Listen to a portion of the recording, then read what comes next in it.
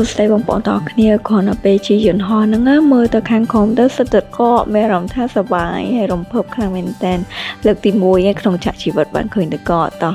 ទៅមើលវីដេអូជាមួយខ្ញុំទាំងអស់គ្នាខ្ញុំនាំបងប្អូនទៅមើលប្រទេសហ្វាំងឡង់ទីក្រុងរ៉ូវែននីមីឥឡូវនេះខ្ញុំចូលមកដល់ព្រលឹងយន្តហោះបកគេឯងចូលមកដល់ feeling Christmas ហ្មងណាប៉ុន្តែមិនមែននៅក្នុងខែ12ណាបងប្អូនទាំងអស់គ្នាគឺនៅក្នុងខែ3បងប្អូនទាំងអស់គ្នាមានឆ្ងល់ទេហេតុអីបានគេរៀបចំឌី Christmas ម៉េះគឺដោយសារតែទីក្រុងនេះគឺជាសុខកម្ដៅរបស់លោកតាណូអែល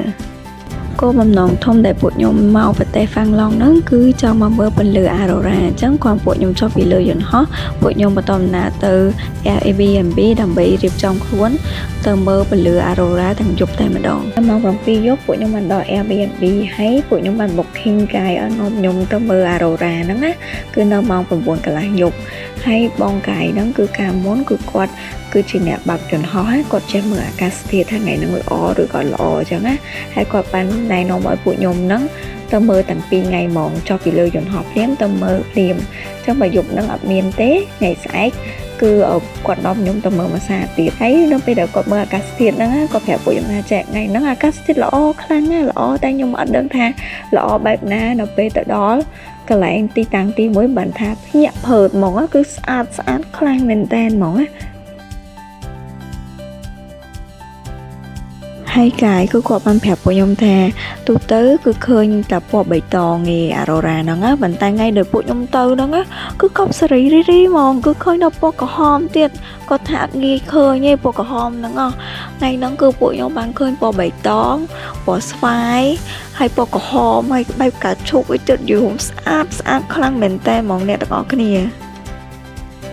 ហើយខ្ញុំ recommend បងប្អូនទាំងអស់គ្នាពេលទៅមើល Aurora ហ្នឹងគួរតែយកកាមេរ៉ាទៅថតព្រោះនៅពេលដែលខ្ញុំថតទូរស័ព្ទ iPhone ហ្នឹងណាដល់យើងដាក់ night mode ហើយយើងត្រូវដាក់ 10 second ណាមកអាចថតរូបឃើញតែយើងអត់ដាក់ទេគឺខ្មៅងឹតហ្មង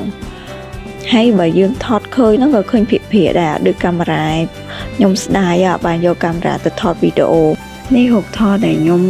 ថតពីទូរស័ព្ទ iPhone ប្រៀបធៀបជាមួយនឹងកាមេរ៉ារបស់គាត់កាមេរ៉ារបស់គាត់វិញគឺឃើញភ្លឺច្បាស់កន្លែងស្អាតហ្មងណាអញ្ចឹងនៅពេលដែលបងប្អូនទៅកុំភ្លេចយកកាមេរ៉ាទៅផងដល់មកថតចេញមកស្អាតហ្មង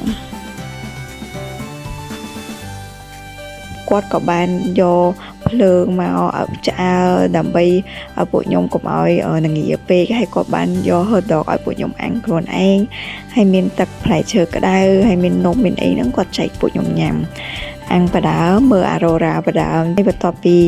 មើលញ៉ាំអីហើយគាត់ក៏បានដឹកពួកខ្ញុំមក Airbnb វិញឬគេថាអ្នកដែលបានឃើញពន្លឺ Aurora ហ្នឹងគឺជាមនុស្សដែលមានសំណាងអញ្ចឹងបងប្អូនទាំងអស់គ្នាបើបានតាមដានវីដេអូខ្ញុំក៏ជូនពរបងប្អូនទាំងអស់គ្នាឲ្យមានសំណាងល្អដូចគ្នាដែរជួបគ្នានៅវីដេអូក្រោយបាយ